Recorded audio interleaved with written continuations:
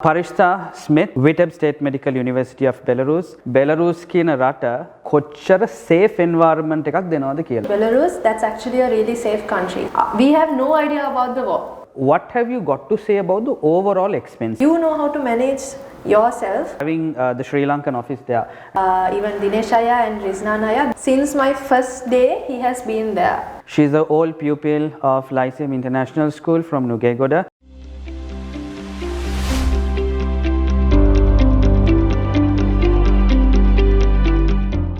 Hi everyone, a warm welcome to all of you guys who are watching this with the International Medical Campus, and we have today one of our students who is a student at the prestigious Vitebsk State Medical University of Belarus.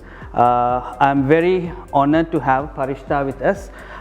Parishta Smith is going to talk about some of the experiences which she has been having in our university. So first of all, Parishta, how are you doing and how has the vacation been with you? Hi Inti, it's been a long time. I'm doing good, and I came down about 2 months ago and waiting to go tomorrow, day after, again back to Belarus. Right, awesome. Let's shoot out the questions really fast. Parishta, there has been a big stipulation of what parents ask about Belarus when they send their kids there.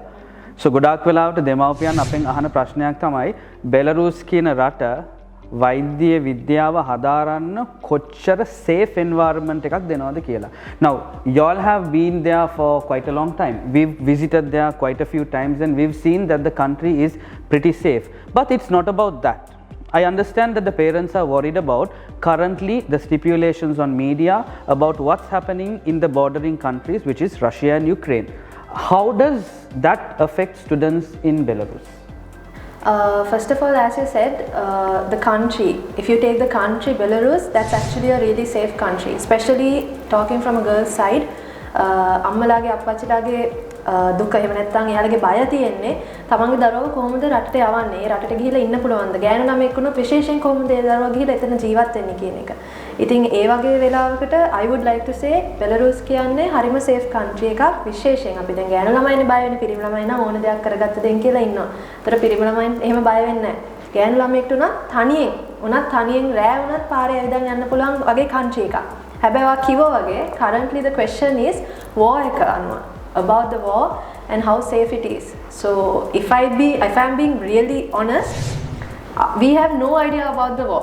Okay. No idea. We know that there's a war happening and it's happening in the next country and all of that. But there's no effect on us. The university didn't stop or nothing as sort happened. But all our kids got scared, all our parents got worried. The media portrays a really big issue. It has a really big issue. Like media වලින් කියනවා ඒක හරිම safe නෑ, නැත්තම් ළමයි ඔක්කොම මෙන්න මේ කට්ටියකට attack කරලා තියෙනවා, යුක්‍රේන් ළමයි ගෙදර යවලා තියෙනවා, යුක්‍රේන් වලින් ප්‍රශ්න වෙලා තියෙනවා. හරි, ඒ ඔක්කොම යුක්‍රේන් වල වෙන්නේ. It doesn't happen in Belarus because Belarus is not intact with the war. Of course, Belarus helped Russia.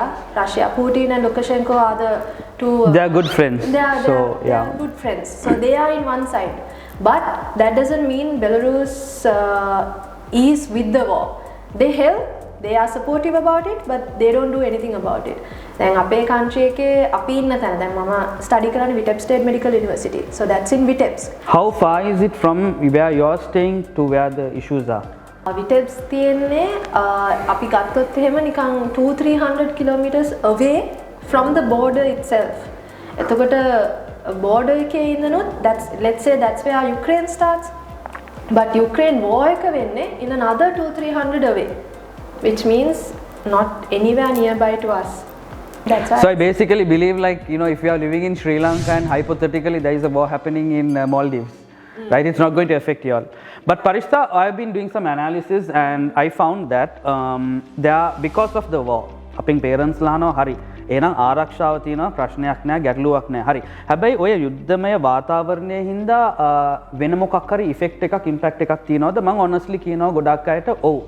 තමන් ඇමරිකන් බ්‍රෑන්ඩ්ස් පාවිච්චි කරනවා නම් වීසා කාඩ් මාස්ටර් කාඩ් පාවිච්චි කරනවා නම් ඉතින් අපි පාවිච්චි කරනවානේ ලංකාවේ වුණොත් අපේ කාඩ්ස් තියෙන්නේ ඇමරිකන් කාඩ්ස් තියෙන්නේ.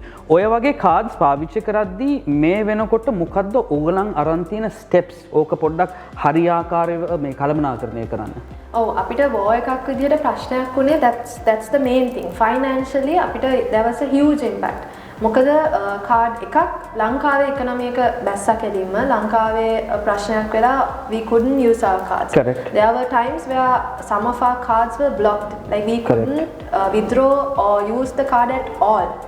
But there were times where we can use a limited amount of cards. I think currently also අපිට පුළුවන් 25,000 per or 30 some according to your banks about 30 yeah, about 30 max maybe for about 10 days.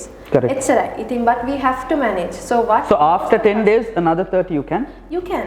Then okay, right, that's good enough. Okay. That's the limit.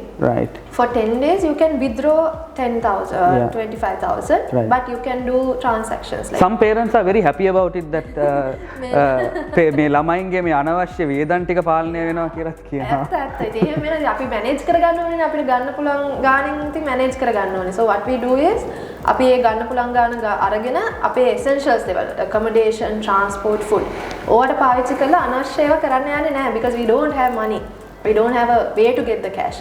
So most of us what we are doing right now, even what I am doing right now is we are taking different cards from different banks. Let's say one bank allows 25,000 per 10 days.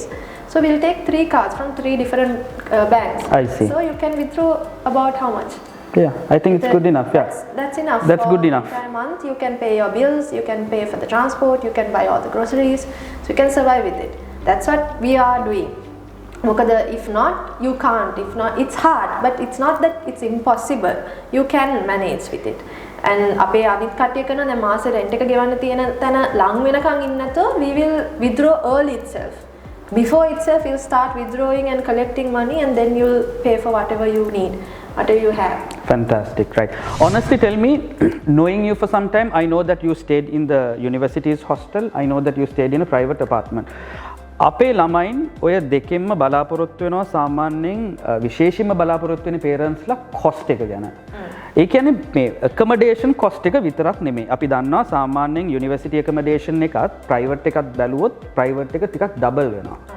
හැබැයි ඒකට අමතරව what have you got to say about the overall expense? ඒ කියන්නේ දැන් university එක ටිකක් දුරින් තියෙන්නේ right?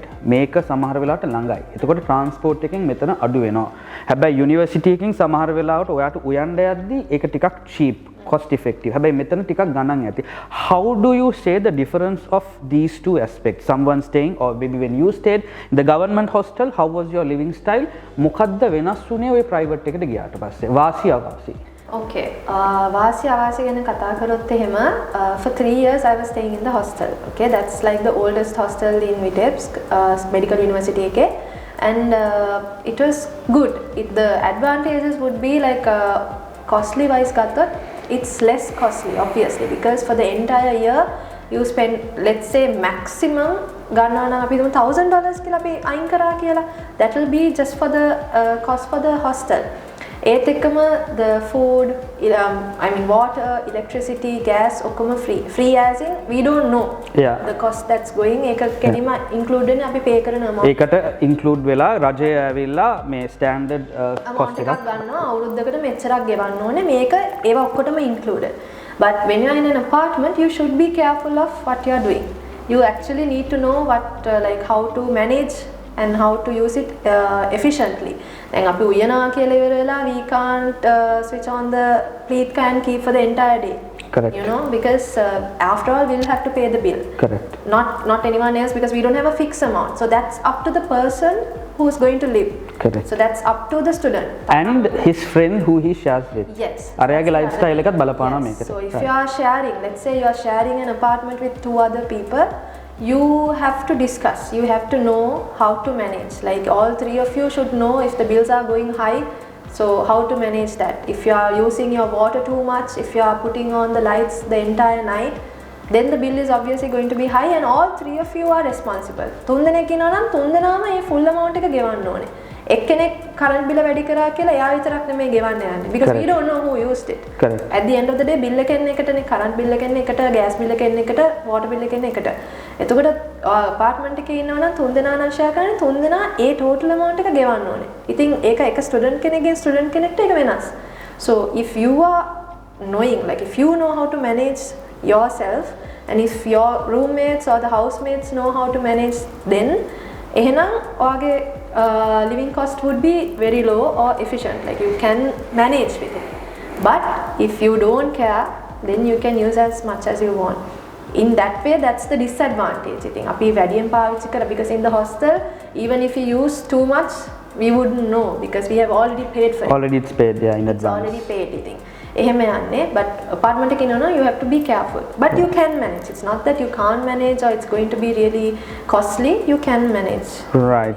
So I think it depends on the friend you are going to occupy it. So it depends Yeah. on the person to Person to Like person also. individually, how you are going to live. That's how. Because how I'm going to live will affect on you as well. If Exactly. I'm sharing the house with you. Exactly. So you should also know how to live and Accordingly. It should be like a teamwork. Correct. You should be able to manage it together, not alone. You can't be selfish when you're living together. Correct.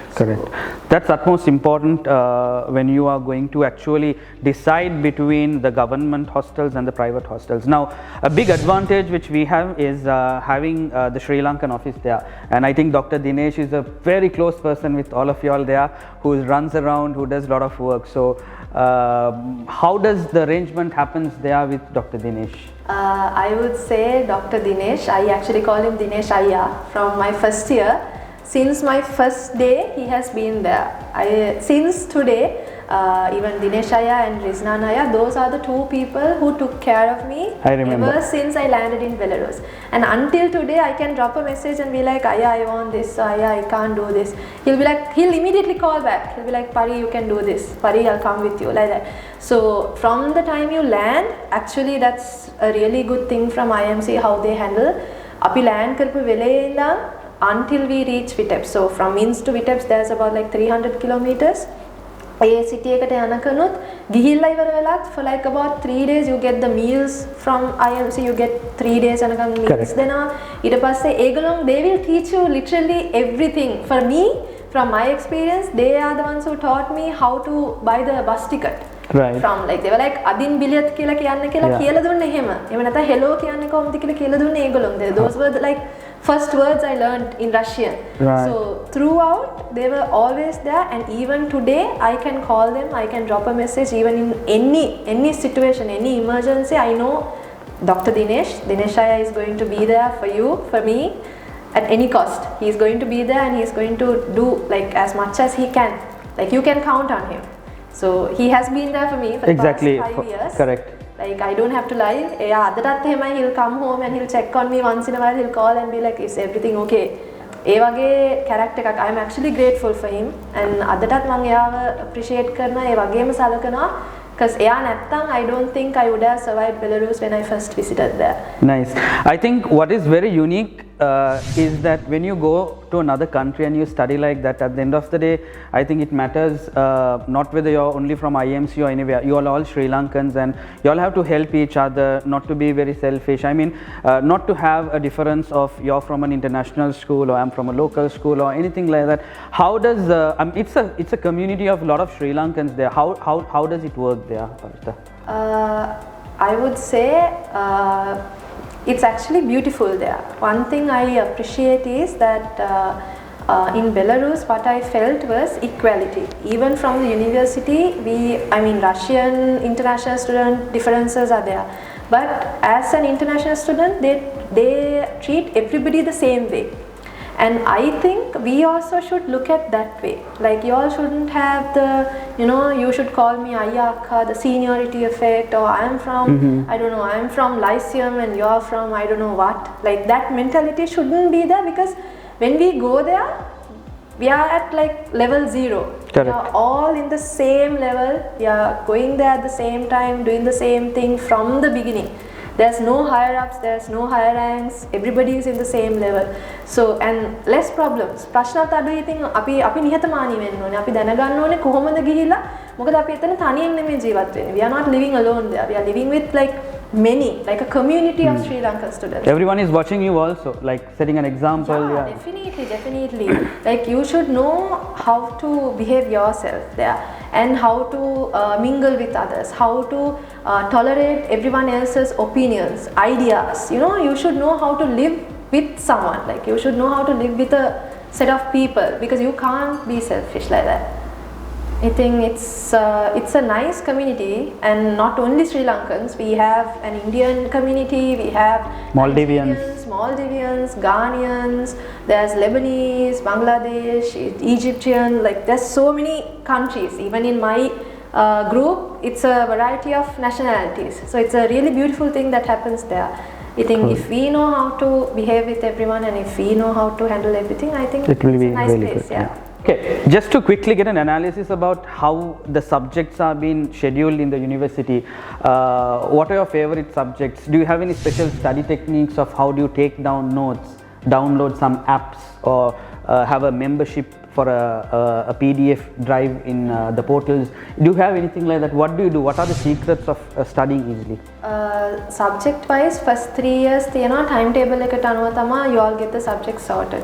So it's like in school, you all have a timetable, you all have a time limit, you all will have a different subject. Let's say anatomy, histology, bioorganic, likewise. ඊට පස්සේ third year වලින් පස්සේ it will be all clinicals, like clinicals as in hospital classes. You all will have one subject for several days. Like that, fourth year වලින් පස්සේ mainly one subject for several days, one department several days. ඒ වගේ තමයි subject wise යන්නේ. පාඩම් කරන්න යනකොට first 3 years itself අපිට තියෙන anatomy එහෙම තමයි mainly යන subjects වෙන්නේ. Mainly අපි use කරන්නේ school එහෙම නැත්නම් university lab එක. Anatomy lab එකක් තියෙනවා. You can use, you can go, you can touch the bones, anything you can study using those. There's material, everything is there. There's like a lab, like a forensic museum also. අපිට ගිහිල්ලා බලන්න පුළුවන් specimens තියෙනවා. ඒ වගේ university එකේම facilities තියෙනවා to study material. Even there's a library and there's a e-library also where you can actually use students ලා ඔක්කොම කම්මැලි නම් library එකට යන්න එයාලට phone එකෙන්ම බලන්න පුළුවන්. එහෙම නැත්නම් lab එකෙන් බලන්න පුළුවන්.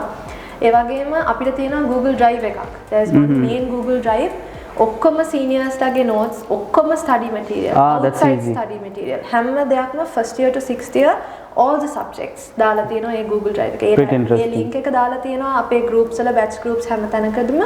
ඉතින් anyone who wants to study ඒගොල්ලන්ට පුළුවන් ඒ link එකට ගිහිල්ලා study material අවශ්‍යයක් තියෙනවා නම් ඒවා download කරගන්න පුළුවන්. ඒකෙන් පාඩම් කරන්න පුළුවන්. And most of all there are seniors. අපි ගාව ඉන්නවා anyone if they have a doubt. Anyone can ask anyone.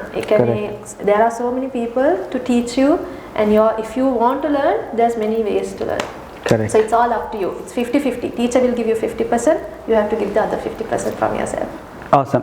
So I think this was a fantastic chat to have Parishta with us.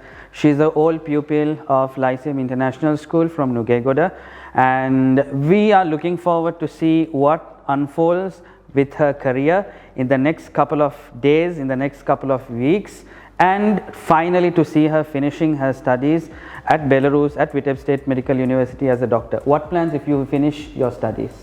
I'll probably come to Lanka or be with my brother in UK. In UK, right. So we wish her all the very best for that. This is a university recognized by the Sri Lanka Medical Council in Sri Lanka. It's also recognized by the WHO for GMC, ECFMG and AMC as well. So get in touch with us if you want to know more about this, and I wish Parishta all the very best. Thank you very much.